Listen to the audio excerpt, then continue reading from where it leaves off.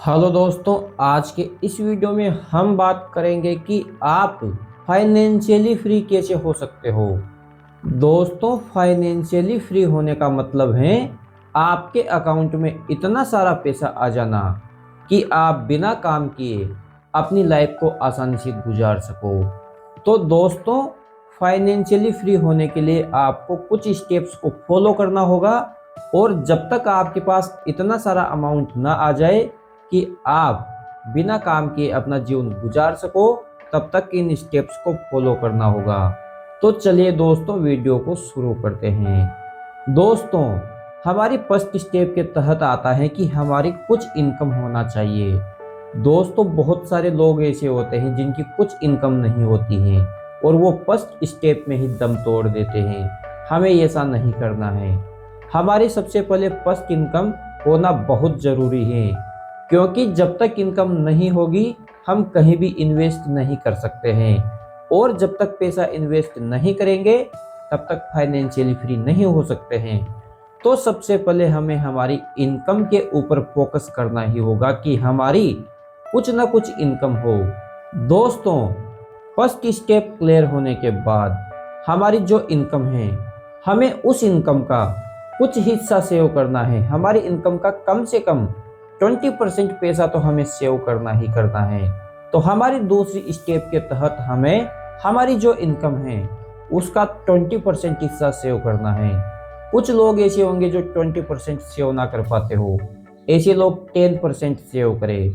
कुछ लोग 10% सेव ना कर पाते हो तो 5% सेव करें, लेकिन एटलीस्ट कुछ पैसा तो सेव करें, क्योंकि सेव करेंगे उसके बाद ही इन्वेस्ट कर पाएंगे। तो हमारी दो स्टेप क्लियर हो गई। हमारे पास एक जॉब है और उससे कुछ पैसा हम सेव कर पा रहे हैं। अब हम चलते हैं हमारी थर्ड स्टेप के ऊपर।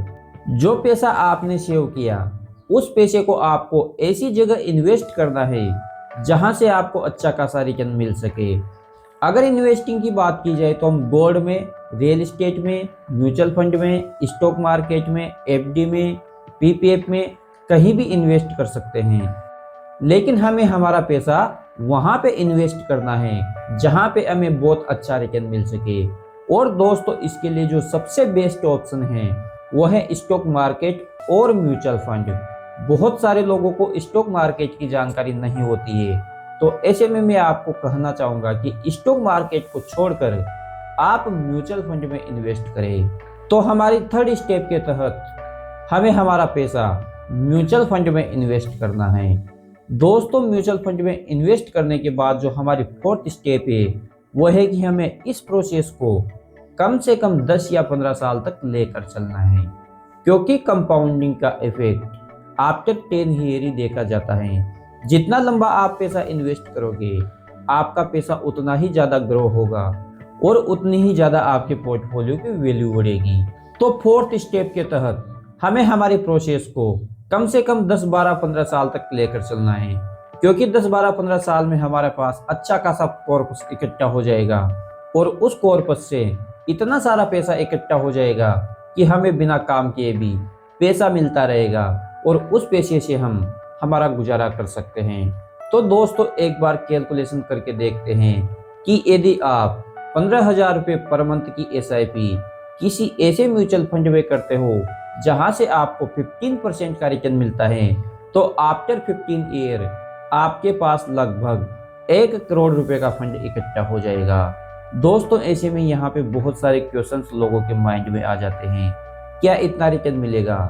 दोस्तों, पास्ट गवाह है कि अधिकांश म्यूचुअल फंड ने, हमारे निफ्टी या सेंसेक्स ने लगभग 15% के आसपास का रिटर्न तो दिया ही है। ऐसे में चांस बनता है कि आपको भी 15% का रिटर्न मिल सकता है। हालांकि 15% की कोई गारंटी नहीं है, लेकिन मैं अज्यूम करके चलता हूँ कि इतना रिटर्न तो मिलेगा ही मिलेगा। ऐसे में आप 15,000 रुपये पर मंथ की एसआईपी करते हो और उसे 15 ईयर तक कंटिन्यू करते हो, जहां से आपको 15% का रिटर्न मिलता है, तो आपके पोर्टफोलियो की वैल्यू लगभग 1 करोड़ रुपए के आसपास हो जाएगी। और इन 1 करोड़ से आपको एक साथ नहीं निकालना है, SWP करना है, सिस्टेमेटिक विड्रॉल प्लान। जितनी आपको आवश्यकता है केवल उतना ही पैसा निकालना है।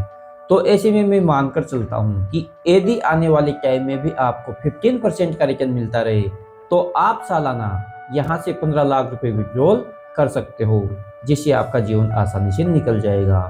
तो दोस्तों यही थी फाइनेंशियल प्लानिंग, जिसके तहत मैंने आपको स्टेप बाय स्टेप बताया कि आप किस प्रकार से पैसे सेव करके उसको इन्वेस्ट करके और कुछ टाइम तक उसको मार्केट में छोड़कर एक अच्छा खासा कॉर्पस इकट्ठा कर सकते हो। तो दोस्तों आशा करता हूँ वीडियो आपके लिए हेल्पफुल रहा होगा और वीडियो से कुछ सीखने को मिला होगा। यदि वीडियो से कुछ सीखने को मिला हो तो चैनल को सब्सक्राइब करके बेल आइकन को हिट कर दे। तो दोस्तों मिलते हैं नए वीडियो में, तब तक के लिए बाय बाय।